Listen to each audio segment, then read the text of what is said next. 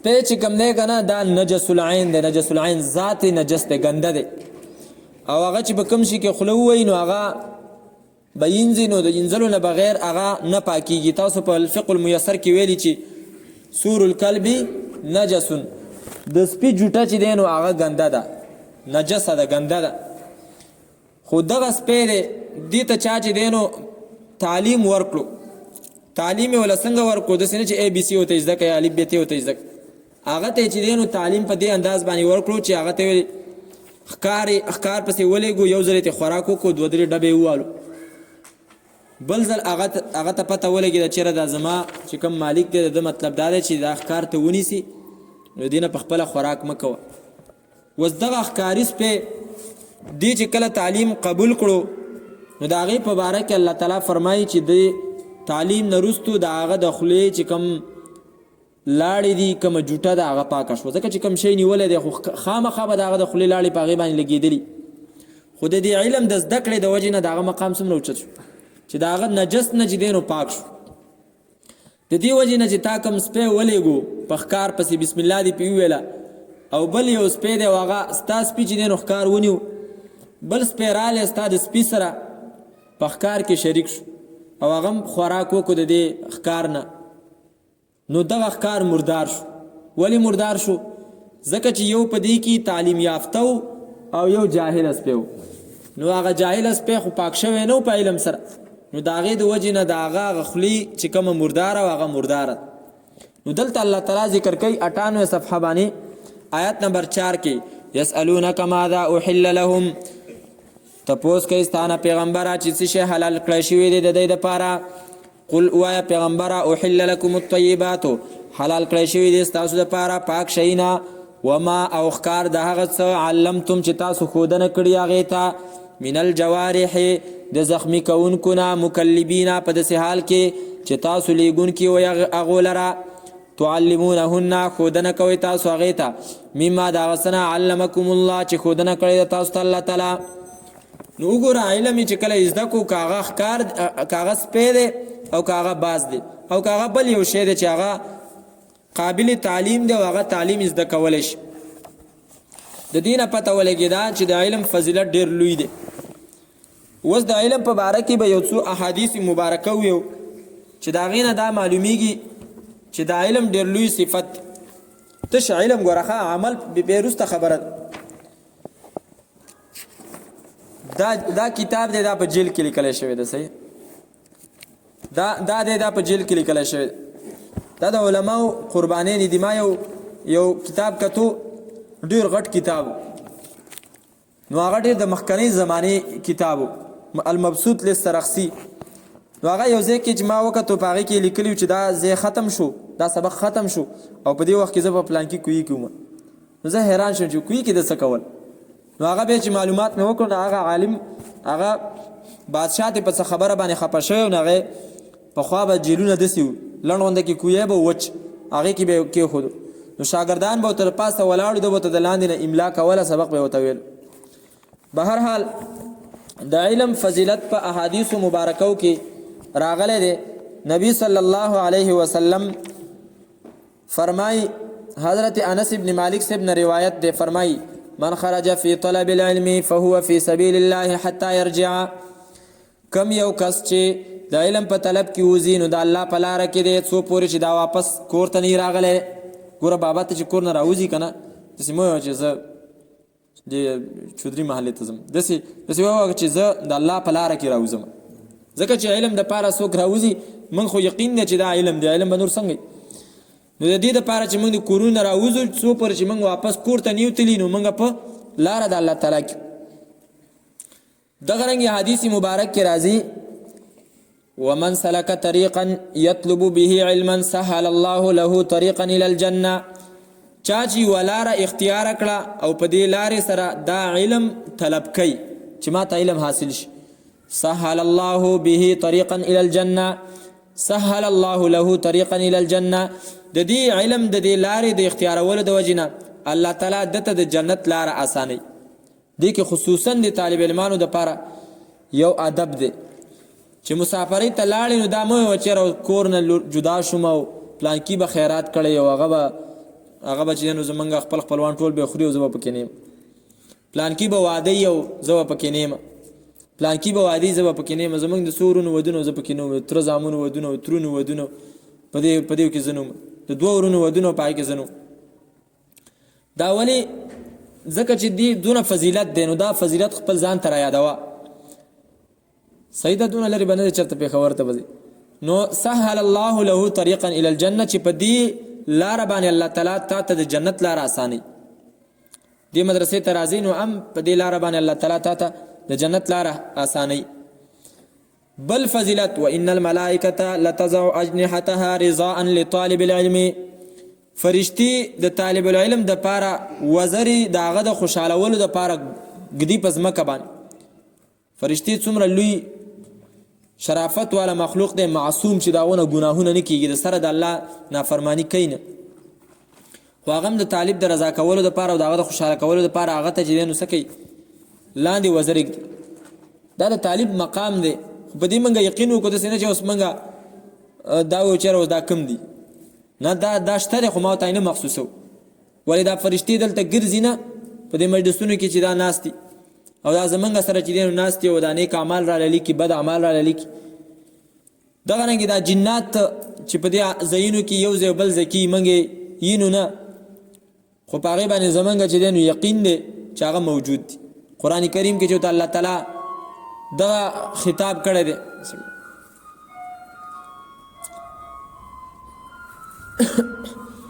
قرآن کریم کې چې الله تعالی هغو ته دا خطاب کړی دی چې یا معاشر الجن والانس، ای د جناتو ټولګیه. نو خو جنات شته دی که نه، فرشتو ته چې دا حکم کړی دی چې آیا تاسو زما بندګانو ته ویلي چې تاسو زمونږ بندګي وکړئ. فرشتو ته دا حکم شته که نو دغه رنګې دا فرشتي شته دی او د هغو دا عمل هم شته دی چې طالب العلم ته دی خپلې وزرې خورئ. دغه رنګې نبی علیه صلات وسلام فرمایي، ګوره دا وصیت دی ښه د نبی علیه صلات وسلام ډېر شی وصیتونه یې کړي، یو وصیت دا دی، دا خصوصا د محلې والا ته. نبی علیه صلات وسلام فرمایي وان رجالا یأتونکم من اقطار الارض من اقطار الارضین يتفقهون في الدين فإذا أتوكم فاستوصوا بهم خيرا. اے خلقو یقینا ځنې خلق به راځي تاسو ته د طرفونو د ځمکې نه، يتفقهون في الدين په دین کې به پوهه حاصلوي. مدرسو ته به راځي. نبی علیه صلات وسلام په مدینې کې خلکو ته ویلو چې خلق به راځي او دین به حاصلوي، د دین پوهه به حاصلوي. نو چې کله دغه خلق ستاسو خواله راشي، نبی علیه صلات وسلام خلکو ته وفرمایل نو زما د هغو په باره کې د خیر وصیت واورئ چې تاسو به د هغو سره ښېګړه کوئ. نو دغه رنګې دې مدرسې ته به طالبان راځي. نن دا طالبان دي، سبا له به نوري، بل سبا له به نوري مسافر طالبان به راځي د دې دپاره چې دین زده کړي. نو د دې سره به دا محلې والا خامخا هغه به ماشومان د هغو سره به چې دی نو هغو نه به زیاتی کېږي، کمې زیاتی به ترې کېږي، ورانۍ به کوي. خو صرف د دې وجې نه به موږ برداشت کوو چې نبی علیه صلات وسلام موږ ته دا وصیت کړی دی چې تاسو د دې په باره کې زما تاسو ته د خیر وصیت دی، تاسو د دې سره چې دی نو ګزاره به کوئ. نو دا د چا په باره کې کړی د علم والو په باره کې دا وصیت چې دی نو موږ ته هم د یو بل په باره کې چې څوک دلته راځي د لرې نه، تاسو د هغه ادب کوئ، د هغه احترام کوئ، هغه د علم دپاره راغلی. دغه رنګې شپږم حدیث دی چې نبی علیه صلات وسلام فرمایي من جاءه الموت وهو يطلب العلم ليحيي به الإسلام فبينه وبين النبيين درجة واحدة في الجنة. من جاءه الموت هغه کس چې په هغه باندې مرګ رالی، وهو يطلب العلم په داسې حال کې چې د علم طلب کولو، د علم په سفر کې لګی دی، په جومات کې لګی دی، علم زده کوي. ليحيي به الإسلام د دې دپاره چې په دې سره اسلام ژوندی کړي. د اسلامی احکاماتو چې کوم د نبی علیه صلات وسلام نه وروستو خلکو په هغې باندې عمل پرېښی دی، د مقصد دا دی چې زه د علم زده کم او د اسلام پرې را ژوندی کم، دغه احکاماتو باندې خلک واپس عمل شروع کړي. نو فضیلت یې څه دی واوره. فرمایي نبی علیه السلام فبینه، نو د ده په منځ کې وبین النبیین او د پیغمبرانو په منځ کې درجة واحدة فی الجنه، یوه درجه فرق به په جنت کې. د ده نه به انبیاء کرام په یوه درجه په درجه د نبوت کې غیبت اعلی دا بلاندي دله دا مقام ولې حاصل شو ځکه چې د مشابهت د انبیاء اختیار مشابهت د انبیاء پس کې دی نبی صلی الله علیه وسلم فرمای بعثت معلما ز الله استاد را لګلم چې زه به خلکو ته خودنه کو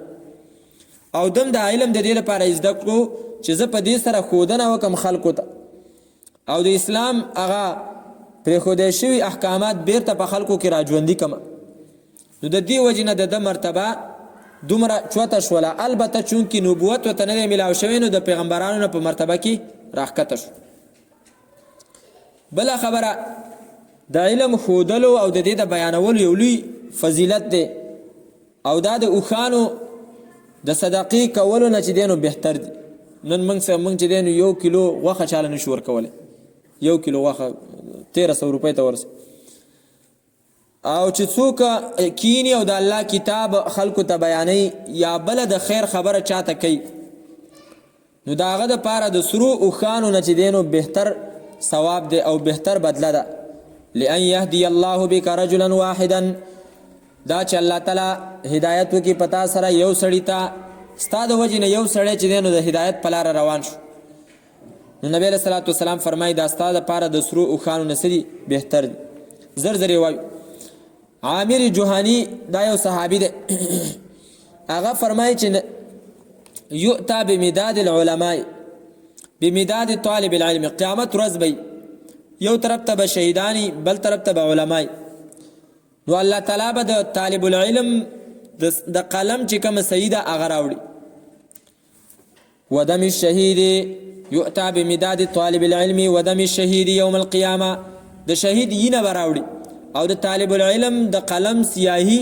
هغه به راوړي او دا به وتللی شي لا یفضل احدهما علی الاخر یو له به په بل باندې فضیلت نه دواړه به برابر شي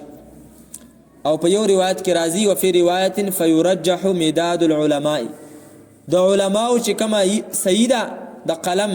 دا به د شهید په وینه باندې چې نو شي بهتر شي او دا په درنه شي دا به ولې درنه شي حالانکه د شهید مرتبه او د شهید قربانی دا خو په ظاهره کې سیوا ښکاري علماء کرام ذکر کوي چې اصل کې د شهید چې کومه اینه ده دا یو ځل تویږي بس ولګېدو اینه لاړه شهید شو لاړه جنت ته ورسېد او د عالم او د طالب العلم د علم والا د هغه چې کومه اینه ده هغه روزانه چې دی نو تویږي څنګه تویږي په هغه پسې خبرې کېږي هغه هر وخت کې چې دی نو سختې ته مخ دی چې خبره کوي نو د هغه د وجې نه شهیدان هم پیدا کیږي داغه د وجنه مجاهدین هم پیدا کیږي داغه د وجنه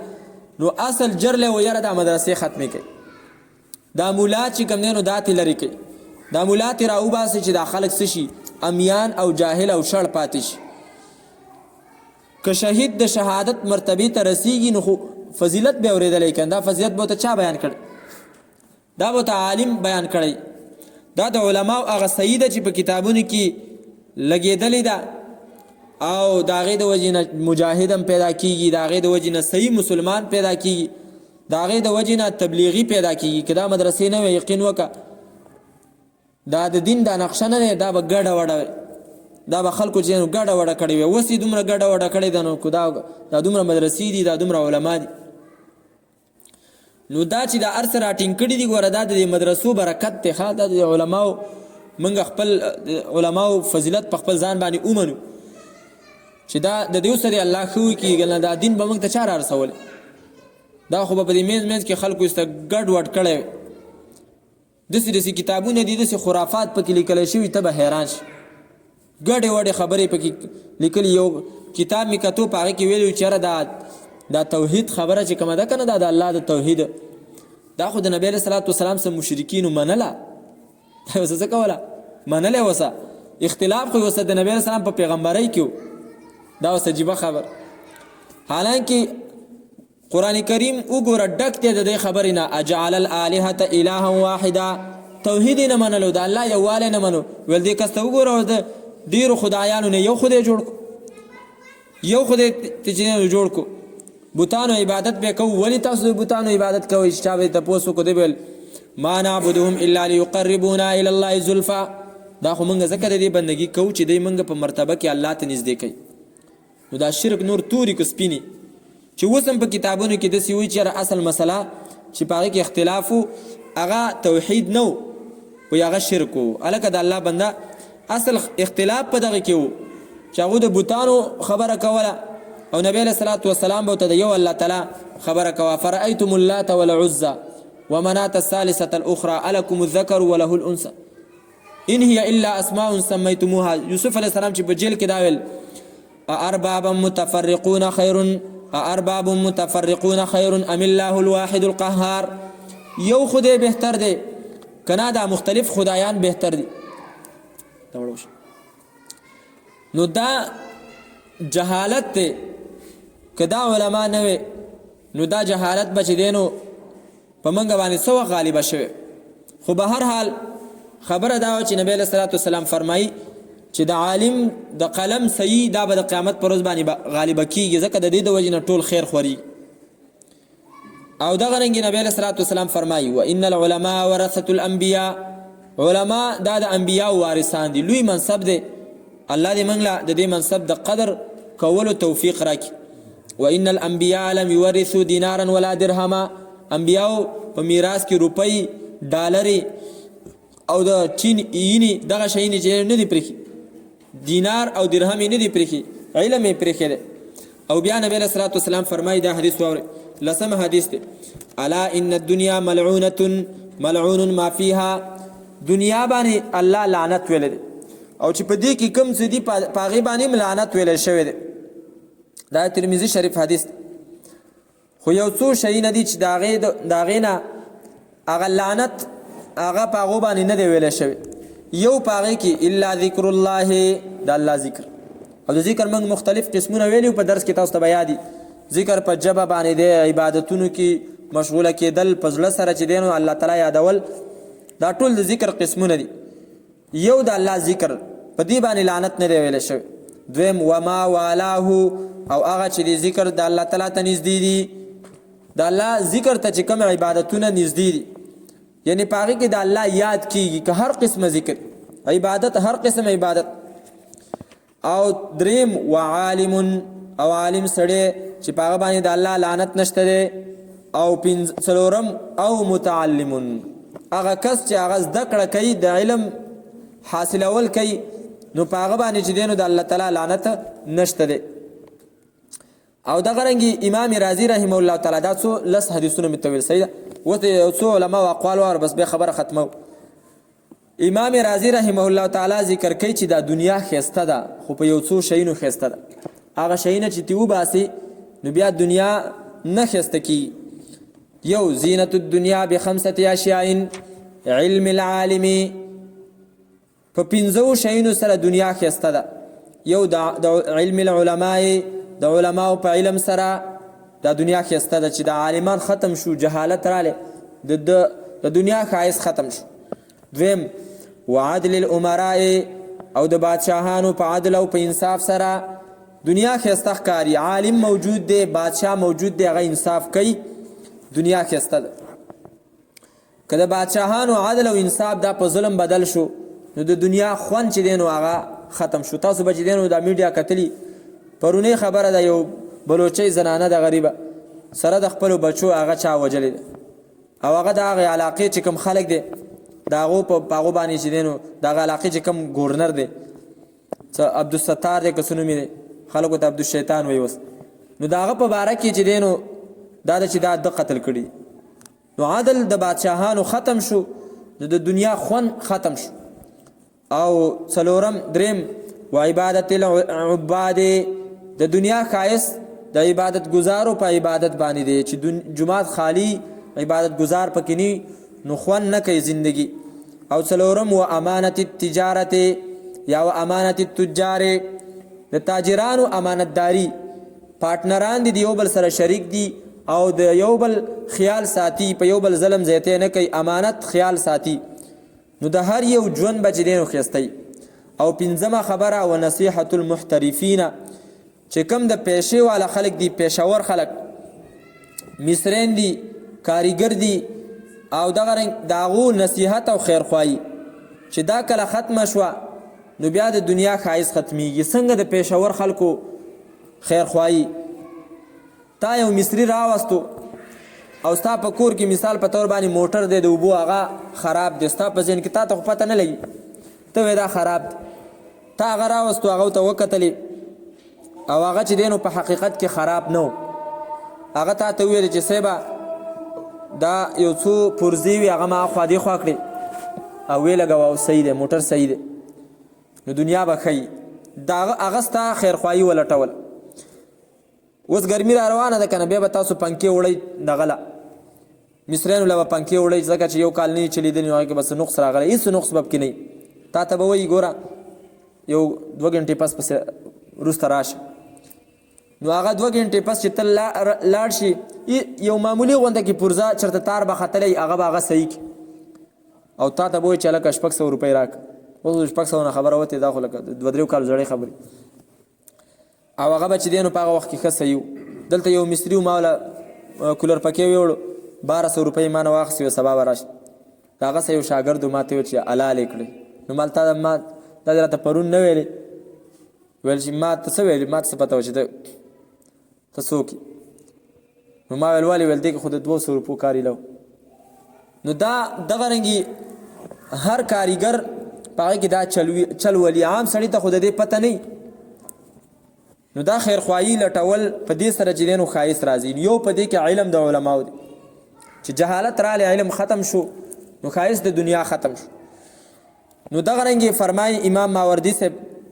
چې د علم لذت او خوند دا د هر شي د خوند نه سیوا دی. فرمایي ان العلم عوض عن كل لذة وممنع عن كل شهوة. علم انسان د هر لذت نه چې دی نو بې پروا کوي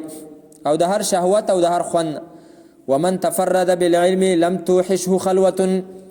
یو سړی دی او هغه د علم سره دی، ځان له ناست دی علم سره دی، نو دا په وحشت او په خلوت کې نه دی. داسې نه ده چې څوک هغه ته وایي چې هلکه ته له خلکو سره میلاوېږه، هغه سره دومره کتابونه دي کله چې نو خندی او کله جړی، نو هغه لګې دی د خلکو سره ناست دی. وحشت هله راځي چې سړی په ګناه کې اخته شي او ځان لي، نو هله بیا سړی په ګناه کې اخته کېږي. او دغه رنګې فرمایي امام برهان الدین سے فرمائی وفي الجهل قبل الموت موت لأهله فأجسامهم قبل القبور قبور وإن امرأ لم يحي بالعلم ميت وليس له حين النشور نشور. یو سړی دی او هغه په جهالت کې رالوی شو، نو د هغه د مرګ نه مخکې د هغه دپاره د هغه د جهالت یو مرګ دی، او د هغه دا جسم چې دی نو د قبر نه مخکې په قبر کې پروت. نو دا په علم سره چې دی نو حیات القلوب علم فاغتنمه وموت القلب جهل فاجتنبه. دا زړه زندگی هغه علم دی، نو دا غنیمت وګڼه، د زړه دپاره دا زندگی حاصله او د زړه مرګ چې دی نو هغه جهالت دی ځان ترې وساته. نو دا د علم حلقه ده چې کوشش وکړو دې ته موږ په پابندۍ سره چې دی نو وخت وله ورکړو، نو انشاءالله زمونږ زړونه دا به په علم سره ژوندي، دا به د جهالت په مرګ باندې نه مړه. او دغه رنګې فرمایي حضرت علی رضی الله تعالی عنه چې د علم او د مال په منځ کې چې دی نو 2 فرق دي، او د دې 2 فرقونو د وجې نه د علم په مال باندې افضل او بهتر دی. فرمایي یو په هغې کې دا دی العلم میراث الانبیاء، علم د انبیاو میراث دی، والمال میراث الفراعنة، او مال دا د فرعونینو میراث دی. نو د انبیاو میراث چې دی نو هغه غوره دی، نو علم غوره شو. دویم والعلم لا ينقص بالنفقة والمال ينقص. یو سړی سره علم دی هغه لګی مطلب خلکو ته ورخای،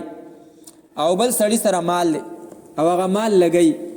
نو دا علم په دې لګولو باندې نه ختمیږي او مال په لګولو باندې څه کیږي ختمیږي. دریم فضیلت حضرت علی رضی الله عنه ذکر کړی دی المال يحتاج الى الحافظ والعلم يحفظ صاحبه. ستا سره مال دی ته به هغې د حفاظت دپاره څوکیدار ګورې، او علم چې دی نو دا څوکیدار ته محتاج نه دی، بلکې دا علم په خپله د دې علم والا حفاظت کوي. تاسو یې نه که نه، اگر چې په دې نیت باندې علم حاصلول دا ګناه ده، خو هسې ویمه چې تاسو اینې کنه په یو ځای کې ډېر خلک نو خلک یاره دا علما دلته کینی دا خلک د دې علماو ولې دغه کوي دونه عزت کوي او دونه قدر یې کوي دا د دې علماو د ذات د وجې نه هغه هم دغه انسان دی دوه خپې دي دوه لاسونه دوه غوږونه دا د هغو دغه علم د وجې نه چې هغو سره دی نو علم د خپل مالک په خپله حفاظت کوي او څلورم اذا مات الرجل يبقى ماله والعلم يدخل مع صاحبه في قبره چې کله مالدار سړی مړ شي نو د هغه نه مال په دنیا کې پاتې شي او چې عالم مړ شي نو د هغه علم د هغه سره قبر ته لاړ شي او دغه وجه د حدیث کې راځي نبی علیه الصلاة والسلام فرمایي چې په آخره زمانه کې به علم چوت شي نو بیا یې وفرمایل چې د علم د چوتېدو دا مطلب نه دی چې تاسو کتابونه به نه یا به په کتابونو کې علم نه علم به وي خو چې د کوم عالم سره هغه علم و او د هغې ښودونکی و نو هغه عالم به لاړ شي ان الله لا يقبض العلم انتزاعا يقبضه الله تعالی به علم داسې نه چوتی چې د خلکو د سینو نه یې راواخلي ولکن يقبض العلم بقبض العلماء الله به علم د علماو په مرګ سره چې دی نو چوتی چې کله علما مړه شي نو بیا به جاهلان پاتې شي خلک به داسې خلک د ځان دپاره مشران کی چې د هغو سره به علم نه وي چې علم ورسره نه وي خلک به د مسلو تپوس کوي نو د هغې د وجې نه به هغې غلطې مسلې ورکړي فضلوا واضلوا په خپله به هم ګمراه شي نور خلک به هم چې دی نو ګمراه کړي شپږم وجه چې علم د مال نه افضل دی فرمایي وکل الناس یحتاجون الى صاحب العلم ټول خلق عالم ته محتاج دي خو العلم لا يحتاج الى المال علم مال ته نه دی محتاج دا بل فضیلت او وما العلم يقوي الرجل على المرور على الصراط علم سړی په پل صراط باندې